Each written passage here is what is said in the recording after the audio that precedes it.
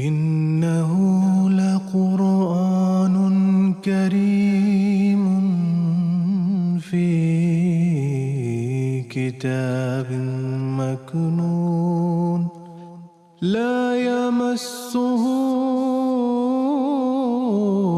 إلا المطهرون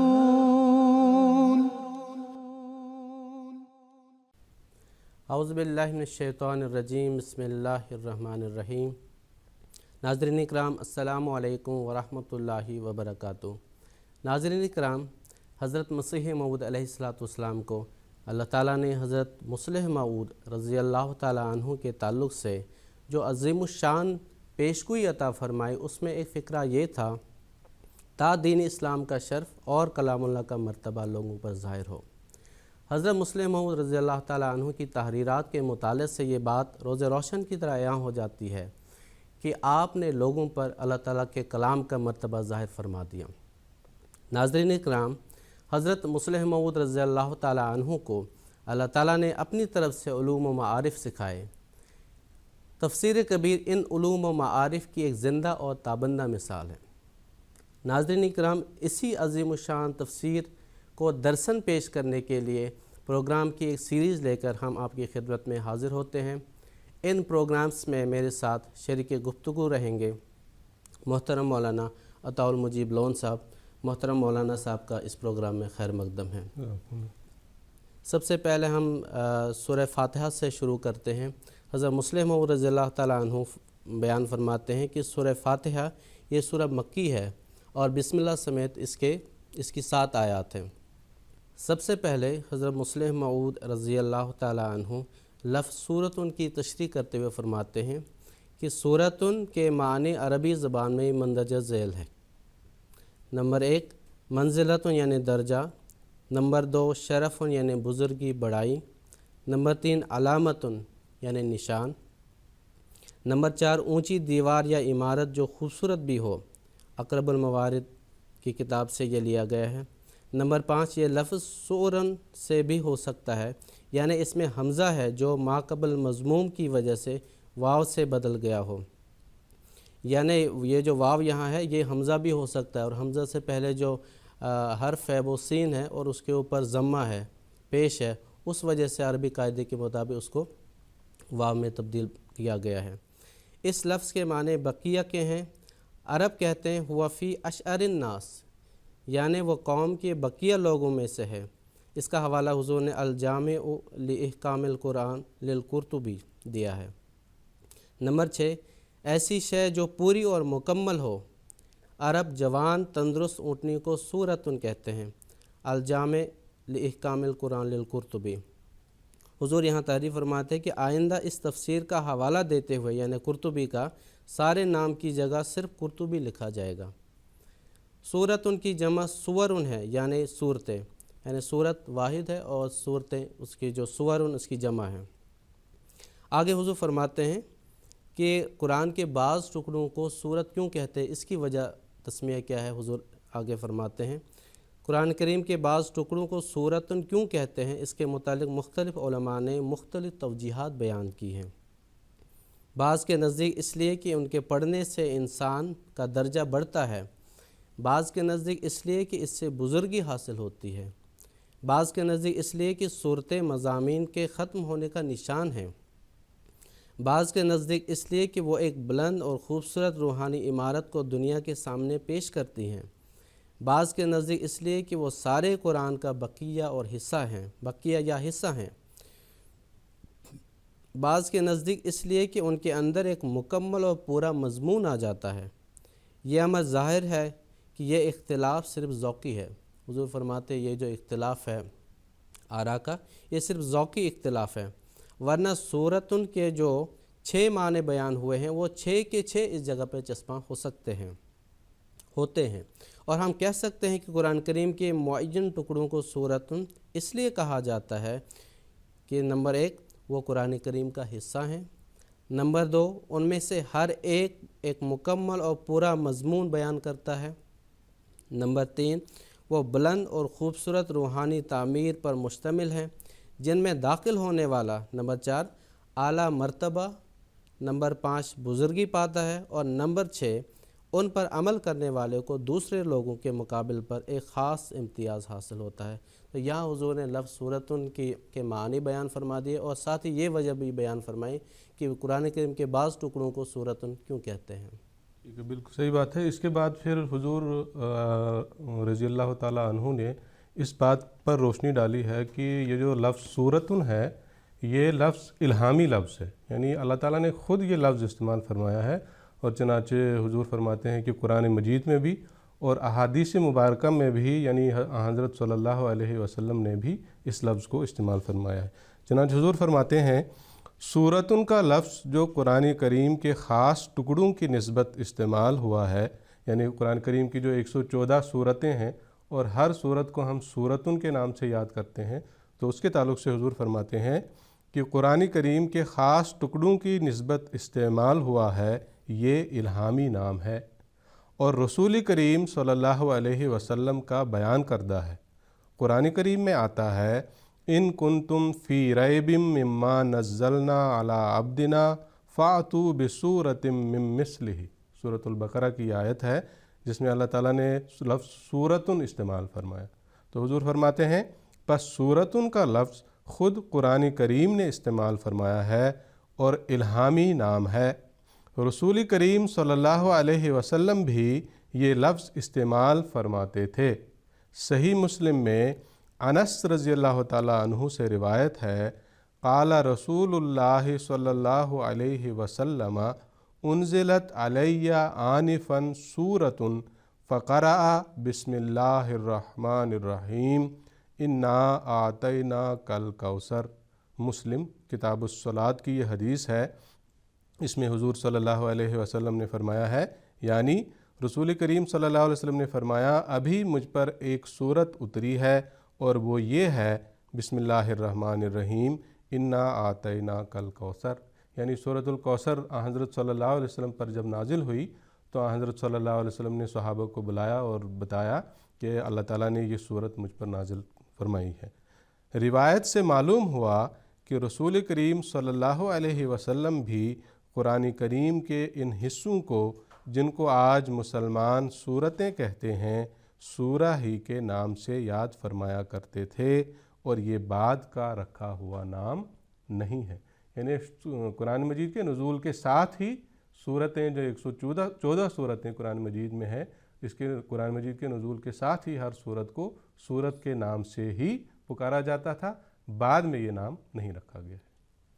اسی مضمون کے تسلسل میں حضرت مسلم موعود رضی اللہ تعالیٰ عنہ بیان فرماتے ہیں کہ قرآن کریم کے ابتدا میں رکھی ہوئی اس مختصر سی سورت کا نام فاتحۃ الکتاب ہے، جو مختصر ہو کر سورۃ الفاتحہ بن گیا ہے۔ اردو دان لوگوں نے آگے اسے فارسی اسلوب پر سورہ فاتحہ بنا دیا۔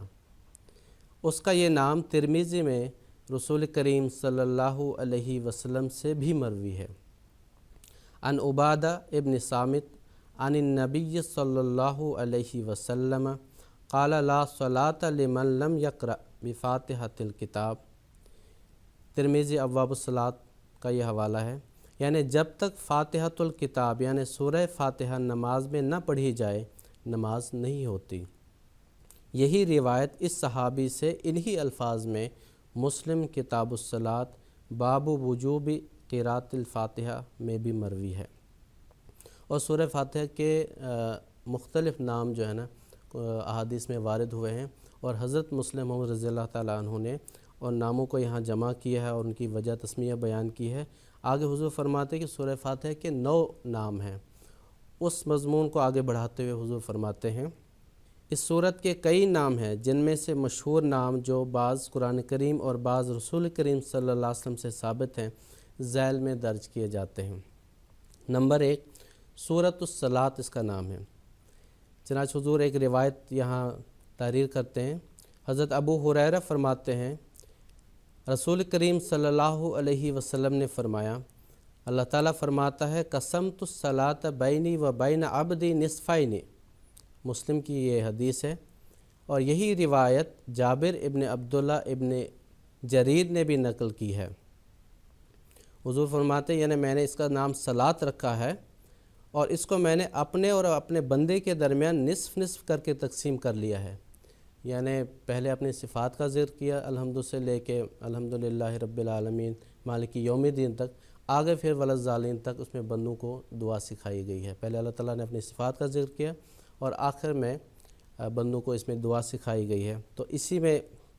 تو اس حدیث میں یہی ہے کہ سورہ فاتحہ کو اللہ تعالیٰ نے 2 حصوں میں ڈیوائیڈ کیا ہے اور اپنے بندے کے درمیان نصف نصف کر کے تقسیم کر لیا ہے.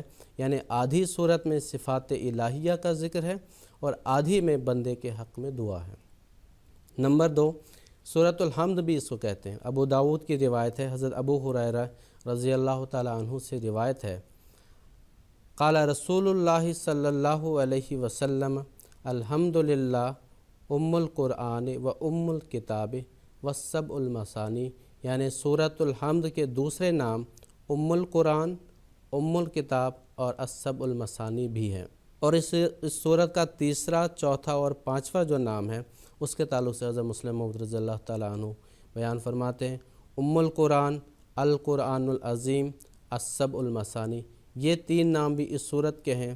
مسند احمد بن حنبل میں ابو ہریرہ رضی اللہ تعالیٰ عنہ سے روایت ہے کہ نبی کریم صلی اللہ علیہ وسلم نے فرمایا، ہی ام القرآن وہی السبع المثانی وہی القرآن العظیم.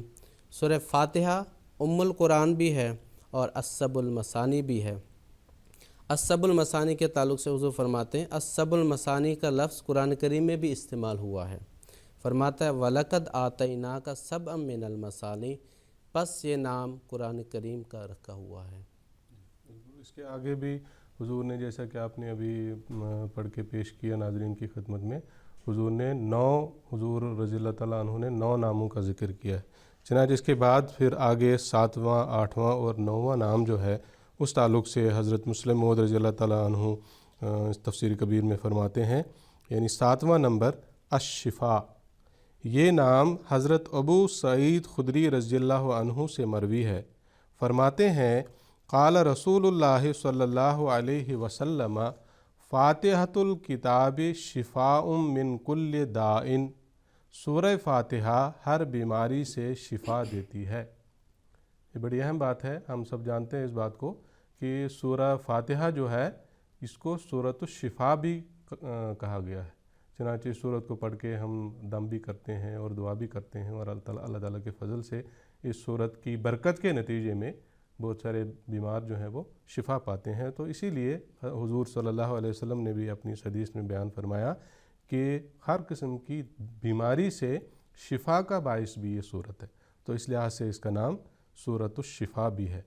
بیہقی فی شعب الایمان میں یہ روایت مروی ہے، لیکن من کل دائن کی جگہ من کل سمن کے الفاظ یعنی زہر کا علاج ہے، یہ بتایا گیا ہے. بیہقی میں من کل دائن کی جگہ من کل سمن کے الفاظ استعمال ہوئے ہیں، یعنی ہر قسم کے زہر سے یہ شفا دینے والی صورت ہے. پھر 8ویں نمبر پر حضور رضی اللہ تعالیٰ عنہ نے یہ نام رکھا ہے الرقیہ، یعنی دم کرنے والی صورت. یہ نام بھی حضرت ابو سعید خدری رضی اللہ تعالیٰ عنہ کی روایت مذکورہ مسند احمد بن حنبل و بخاری میں درج ہے. بخاری فضائل القرآن باب فاتحۃ الکتاب. ایک شخص نے رسول کریم صلی اللہ علیہ وسلم سے ذکر کیا، کسی کو سانپ نے ڈس لیا تھا، میں نے اس پر سورہ فاتحہ پڑھ کر دم کیا تھا اور اسے شفا ہو گئی.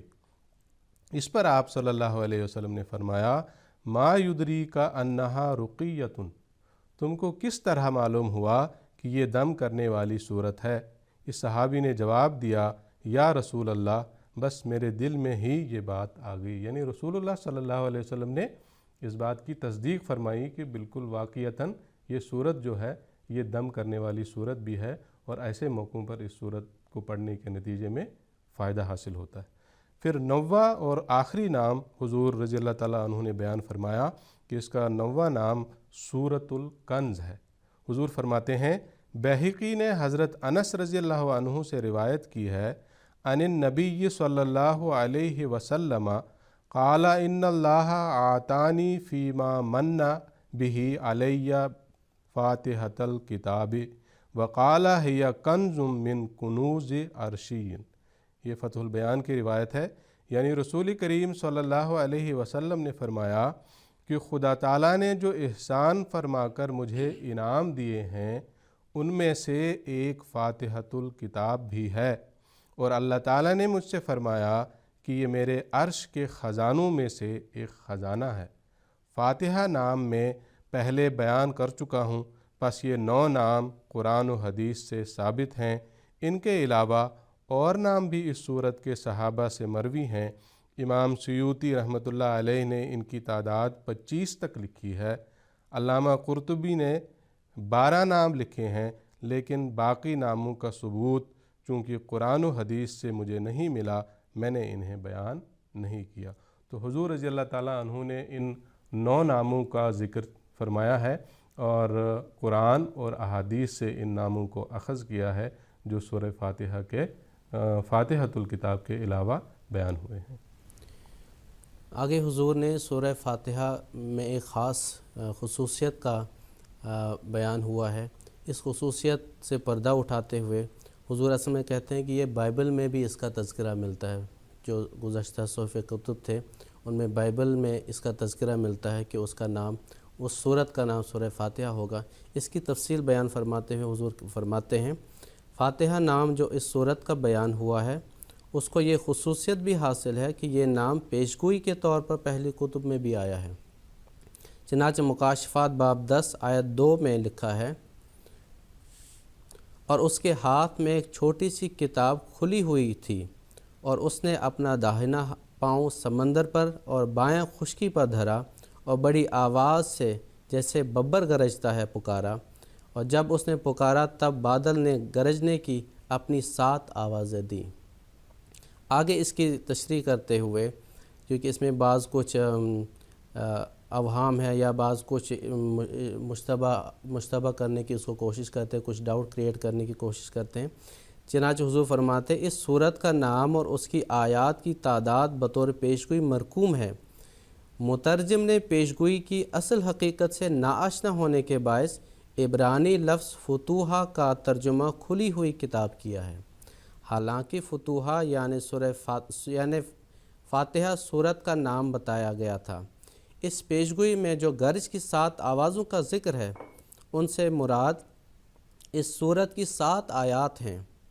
मसीही मुसन्निफ़ीन बिल इत्तिफ़ाक़ तस्लीम करते हैं कि मुकाशफ़ात के मज़कूरा बाला हवाला में मसीह की आमद सानी के मुतल्लिक़ पेशगोई है, और ये बात बिल्कुल दुरुस्त है कि पेशगोई के अल्फाज से साबित है कि आने वाले मसीह के ज़माना तक ये सूरत मुकफ़ल रहेगी यानी बंद रहेगी, यानी इसका तफसीली मफ़हूम मसीही मौत के ज़माने में ज़ाहिर होगा।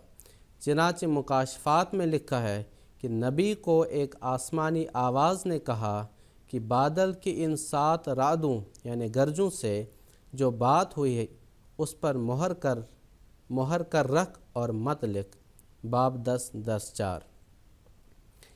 मैंने हुज़ूर आगे फरमाते हैं, मैंने तफसीलन सूरह फ़ातिहा के नाम इसलिए गिनवाए हैं ताकि ये बताऊं कि सूरतों के नाम भी रसूल करीम सल्लल्लाहु अलैहि वसल्लम के रखे हुए हैं, और जैसा कि सूरह फ़ातिहा के बाज़ नामों से साबित है आपने भी वो नाम इल्हामन अल्लाह ताला से इतला पाकर रखे हैं। हुज़ूर रज़ी अल्लाह ताला अन्हु ने यहाँ ये 9 नाम ज़िक्र करने की एक वजह ये भी बयान फरमाई कि ये 9 नाम ज़िक्र करने का मेरा मकसद ये है कि इनके अंदर सूरह फ़ातिहा के गहरे मतालिब पर रोशनी पड़ती है। हर लफ्ज़ के अंदर जो माने हैं जो मफ़ाहीम छुपे हुए हैं, उन मफ़ाहीम पर सूरह फ़ातिहा जो है वो रोशनी डालती है। चनांचे हुज़ूर फरमाते हैं, दूसरे मेरी गर्ज़ इन नामों के गिनवाने से ये है कि उनसे सूरह फ़ातिहा के वसी मतालिब पर रोशनी पड़ती है। ये 9 नाम दर हकीकत 10 मज़मून हैं जो सूरह फ़ातिहा बयान करती है। वो फ़ातिहतुल किताब है, यानी कुरान करीम में सबसे पहले इसके रखने का हुक्म है, शुरू में रखा गया है, इसलिए इसको फ़ातिहतुल किताब कहा गया। दूसरे वो मतालिब कुरान के लिए बमंजिला एक कलीद के है, एक चाबी की सूरत रखती है, एक चाबी की हैसियत रखती है सूरह फ़ातिहा, تمام مضامین کے لیے کہ اس کے ذریعے سے قرآن کریم کے مطالب کھلتے ہیں۔ پھر سورہ فاتحہ سورۃ الحمد ہے، یعنی اس سورت نے انسان اور بندے کے تعلقات پر اور انسانی پیدائش پر اس رنگ میں روشنی ڈالی ہے کہ اس سے صاف معلوم ہو جاتا ہے کہ انسانی پیدائش اعلیٰ ترقیات کے لیے ہے، اور یہ کہ خدا تعالیٰ کا تعلق بندوں سے رحم اور فضل کی بنیادوں پر قائم ہے۔ پھر حضور فرماتے ہیں پھر وہ الصلاۃ ہے، یعنی کامل دعا اس میں سکھائی گئی ہے جس کی مثال اور کہیں نہیں ملتی، اور وہ ام الکتاب ہے، اس میں وہ تمام علوم جن کے ذریعے سے دوسروں کو خطاب کیا جاتا ہے بیان کر دیے گئے ہیں، اور یہ بھی کہ وہ کتاب کریم یعنی قرآن مجید کے لیے بمنزلہ ماں کے ہے، یعنی قرآن کریم کے نزول کا موجب وہ دعائیں ہیں جو سورہ فاتحہ میں بیان ہوئی ہیں، اور جو درد مند دلوں سے اٹھ کر عرش عظیم سے قرآن کریم کو لائی ہیں، اور وہ ام القرآن ہے۔ پھر حضور فرماتے ہیں اس میں وہ تمام علوم جو انسان کی ذات سے تعلق رکھتے ہیں بیان کر دیے گئے ہیں، اور وہ السبع المثانی ہے، یعنی گو صرف 7 آیتیں اس میں ہیں، لیکن ہر ضرورت ان سے پوری ہو جاتی ہے۔ روحانیت کا کوئی سوال ہو، کسی نہ کسی آیت سے اس پر روشنی پائی جائے گی۔ گویا علمی سوالوں کے حل کرتے وقت بارہا حوالہ کے طور پر اس کی 7 آیتیں دہرائی جائیں گی، اور اس لیے بھی وہ مثانی ہے کہ نماز کی ہر رکعت میں اسے پڑھا جاتا ہے۔ مثانی کے معنی ہوتے ہیں بار بار دہرانے کے، تو اسی پر روشنی ڈالی حضور نے کہ یہ وہ مثانی ہے کہ نماز کی ہر رکعت میں اسے پڑھا جاتا ہے، یعنی بار بار دہرایا جاتا ہے اس کو۔ پھر حضور فرماتے ہیں وہ قرآن عظیم بھی ہے، یعنی باوجود ام الکتاب اور ام القرآن کہلانے کے وہ قرآن کریم کا حصہ بھی ہے، اور اس سے الگ نہیں، جیسا کہ بعض لوگوں نے غلطی سے سمجھ لیا ہے۔ بعض لوگ سمجھتے ہیں کہ قرآن کا حصہ نہیں ہے، قرآن کا حصہ سورہ بقرہ سے شروع ہوتا ہے، لیکن حضور نے اس امر پر یہاں روشنی ڈالی کہ ایسا نہیں ہے، یہ قرآن کا حصہ ہے، اور اس کو قرآن عظیم بھی کہا گیا ہے، اس وجہ سے یہ قرآن کا حصہ ہے اور اس سے الگ نہیں، جیسا کہ بعض لوگوں نے غلطی سے سمجھ لیا ہے۔ قرآن عظیم سورہ فاتحہ کو انہی معنوں سے کہا گیا ہے جس طرح ہم کسی سے کہتے ہیں قرآن سناؤ، اور مراد اس سے ایک سورت یا ایک رکوع ہوتا ہے۔ پھر حضور فرماتے ہیں سورہ فاتحہ شفا ہے کہ اس میں تمام ان وساوس کا رد ہے جو انسان کے دل میں دین کے بارے میں پیدا ہوتے ہیں، یعنی شفا ان معنوں میں بھی ہے، بے شک ظاہری شفا بھی اس کے ذریعے حاصل ہوتی ہے جیسے پیچھے بھی گزرا، لیکن ایک اہم وجہ حضور نے سورۃ الشفا اس کا نام رکھے جانے کی یہ بیان فرمائی کہ روحانی طور پر جو دل میں وساوس پیدا ہو جاتے ہیں ان کا بھی رد کرتی ہے، ان کو بھی دور کرتی ہے سورہ فاتحہ۔ اور پھر فرمایا اور وہ رقیہ ہے کہ علاوہ دم کے طور پر استعمال ہونے کے اس کی تلاوت شیطان اور اس کی ذریت کے حملوں سے انسان کو بچاتی ہے، اور دل میں ایسی قوت پیدا کرتی ہے کہ شیطان کے حملے بے ضرر ہو جاتے ہیں، اور وہ کنزن بھی ہے کہ علوم و فنون کے اس میں دریا بہتے ہیں، یعنی کنزن مطلب یہ خزانہ ہے جیسے کہ پیچھے ذکر ہوا، تو حضور نے فرمایا وہ کنزن بھی ہے کہ علوم و فنون کے اس میں دریا بہتے ہیں۔ اردو میں دریا کوزے میں بند کرنے کا ایک محاورہ ہے، اس کا صحیح مفہوم شاید سورہ فاتحہ کے سوا اور کسی چیز سے ادا نہیں ہو سکتا، یعنی گویا سارے قرآن کریم کا جیسے کہ بھی ذکر بھی آیا پیچھے، سارے قرآن کریم کا خلاصہ سورہ فاتحہ میں بیان کیا گیا ہے، اور اس طرح سے کوزے کو دریا میں بند کر دیا گیا۔ حضور فرماتے ہیں جو حضور نے دریا کو کوزے میں بند کرنے کا محاورہ کا ذکر کرتے ہوئے فرمایا، اس کا صحیح مفہوم شاید سورہ فاتحہ کے سوا اور کسی چیز سے ادا نہیں ہو سکتا، بلکہ اس سورت کے بارے میں تو ہم کہہ سکتے ہیں کہ سمندر کوزہ میں بند کر دیا گیا، نہ صرف دریا بلکہ سمندر کو کوزے میں بند کیا گیا۔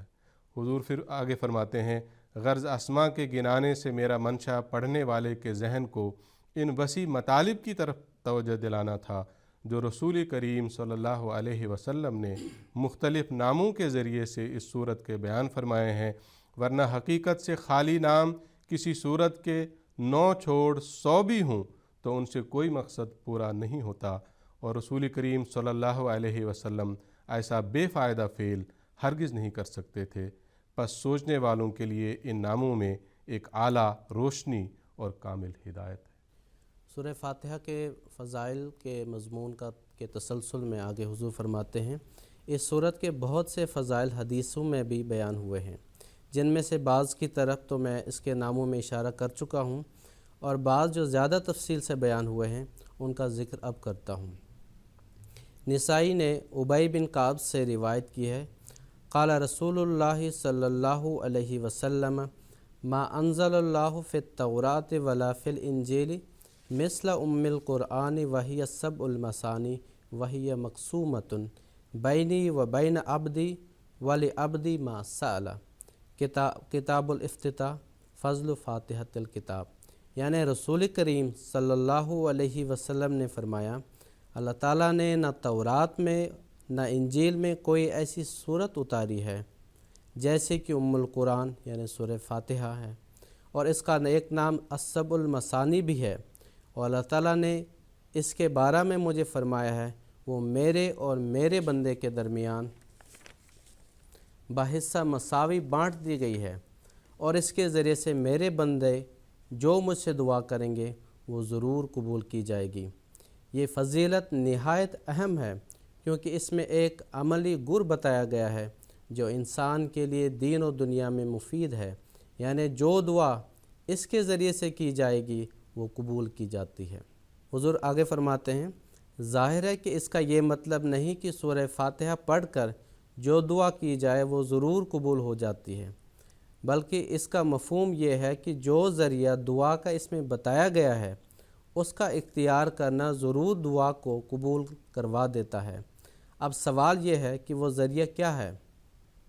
جیسا کہ اس صورت کی عبارت سے ظاہر ہے، وہ ذریعہ اول بسم اللہ ہے، دوم الحمدللہ ہے، سوم الرحمن ہے، چہارم الرحیم ہے، پنجم مالک یوم الدین، اور ششم ایاک نعبد اور ہفتم ایاک نستعین ہے۔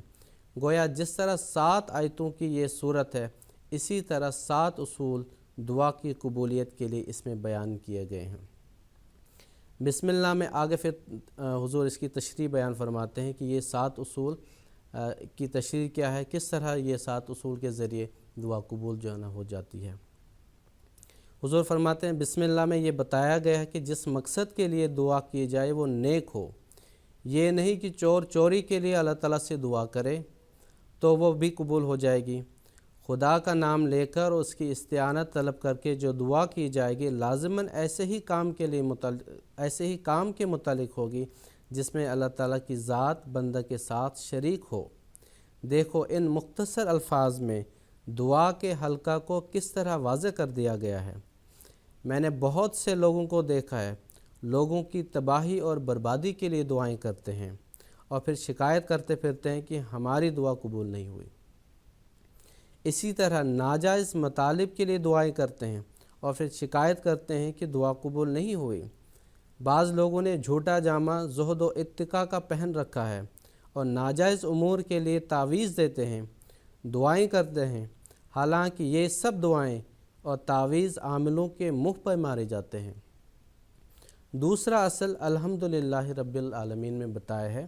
حضور اس اصل کی تشریح فرماتے ہیں، یعنی دعا ایسی ہو کہ اس کے نتیجہ میں خدا تعالیٰ کے دوسرے بندوں کا بلکہ سب دنیا کا فائدہ ہو، یعنی ایسی دعا ہو صرف اپنا ہی خیال نہ رکھا جائے بلکہ سب لوگوں کا، دنیا کے تمام لوگوں کا فائدہ اس میں سوچا جائے، یا کم سے کم ان کا نقصان نہ ہو، اور اس کے قبول کرنے سے اللہ تعالیٰ کی حمد ثابت ہوتی ہو اور اس پر کسی قسم کا الزام نہ آتا ہو۔ تیسرے یہ کہ اس میں اللہ تعالیٰ کی وسیع رحمت کو جنبش دی گئی ہو، اس دعا کے قبول کرنے سے اللہ تعالیٰ کی صفت رحمانیت ظاہر ہوتی ہے۔ چوتھے یہ کہ اس دعا کا تعلق اللہ تعالیٰ کی صفت رحیمیت سے بھی ہو، یعنی نیکی کی ایک ایسی بنیاد ڈالتی ہو جس کا اثر دنیا پر ایک لمبے عرصے تک رہے، جس کی وجہ سے نیک اور شریف لوگ متواتر فائدہ حاصل کریں یا کم سے کم ان کے راستہ میں کوئی روک پیدا نہ ہو۔ پانچویں یہ کہ دعا میں اللہ تعالیٰ کے صفت مالک یوم الدین کا بھی خیال رکھا گیا ہو۔ یہ دعا کرتے وقت ان ظاہری ذرائع کو نظر انداز نہ کر دیا گیا ہو جو صحیح نتائج پیدا کرنے کے لیے اللہ تعالیٰ نے تجویز کیے ہیں، کیونکہ وہ سامان بھی اللہ تعالیٰ نے ہی بنائے ہیں اور اسی کے بتائے ہوئے طریق کو چھوڑ کر اس سے مدد مانگنا ایک غیر معقول بات ہے۔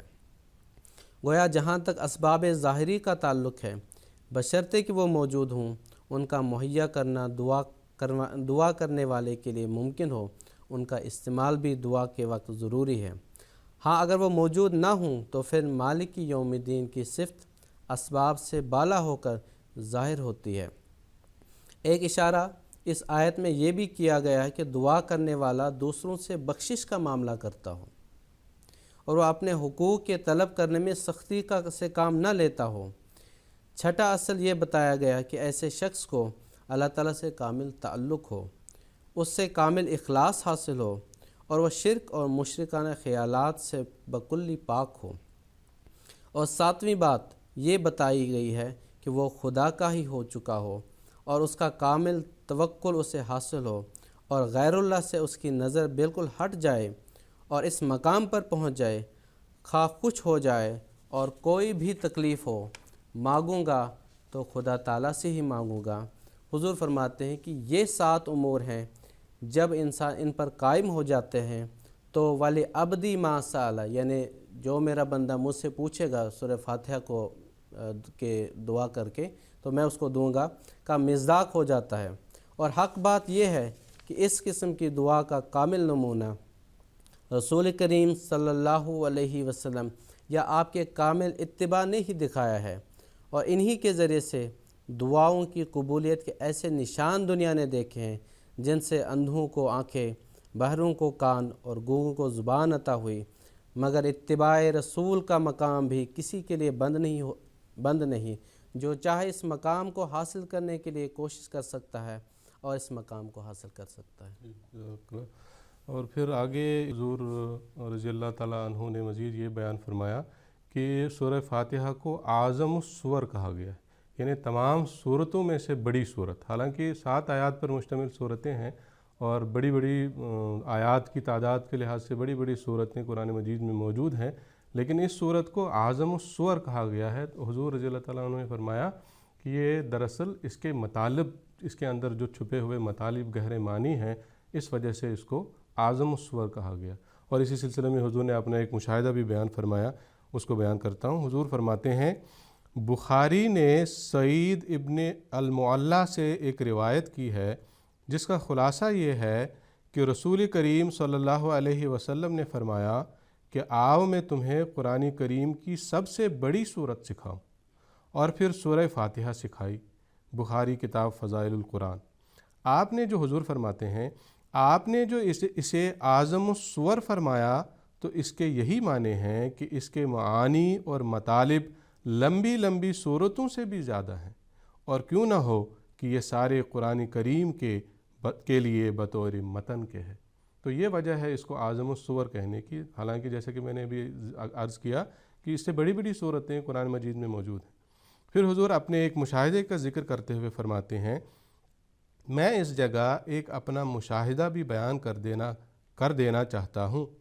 میں چھوٹا ہی تھا کہ میں نے خواب میں دیکھا کہ میں مشرق کی طرف منہ کر کے کھڑا ہوں اور سامنے میرے ایک وسیع میدان ہے۔ اس میدان میں اس طرح کی ایک آواز پیدا ہوئی جیسے برتن کو ٹھکورنے سے پیدا ہوتی ہے۔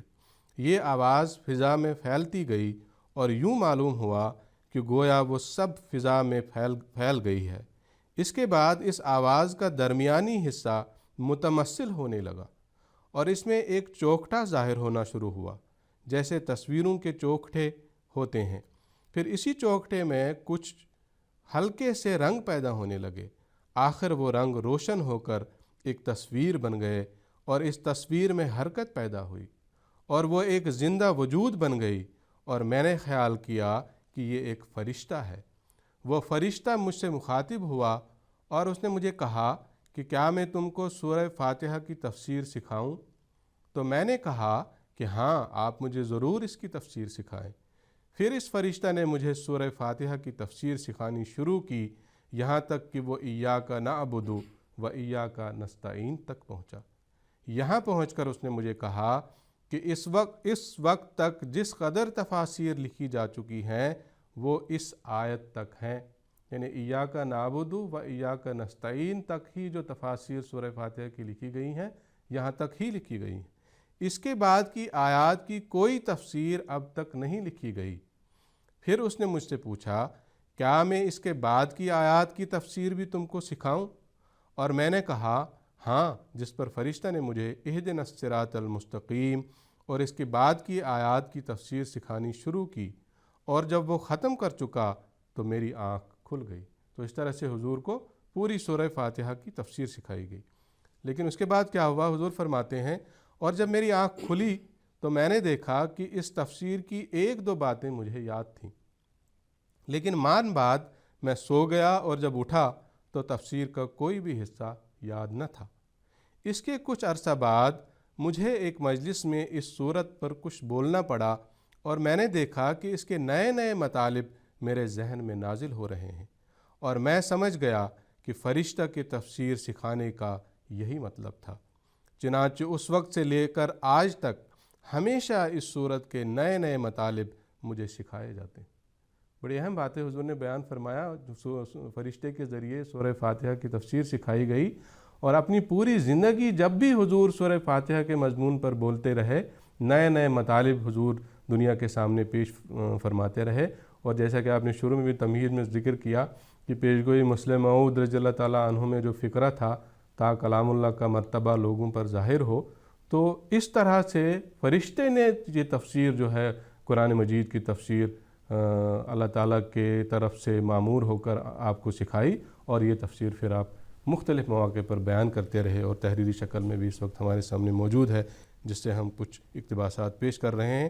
حضور فرماتے ہیں چنانچہ اس وقت سے لے کر آج تک ہمیشہ اس صورت کے نئے نئے مطالب مجھے سکھائے جاتے ہیں، جن میں سے سینکڑوں میں مختلف کتابوں اور تقریروں میں بیان کر چکا ہوں، اور اس کے باوجود وہ خزانہ خالی نہیں ہوا۔ چنانچہ دعا کے متعلق جو گر اس صورت میں بیان ہوئے ہیں اور جن کا ذکر میں اوپر کر آیا ہوں، وہ بھی انہی تجارب میں سے ہیں۔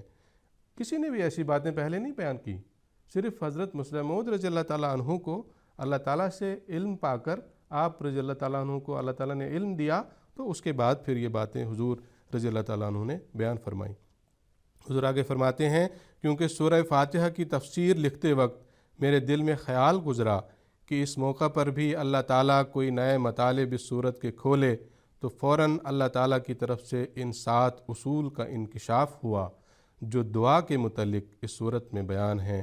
فالحمدللہ علی ذالک، اور یہ جو کچھ لکھا گیا ہے محض خلاصہ کے طور پر لکھا گیا ہے، ورنہ ان اصول میں بہت وسیع مطالب پوشیدہ ہیں۔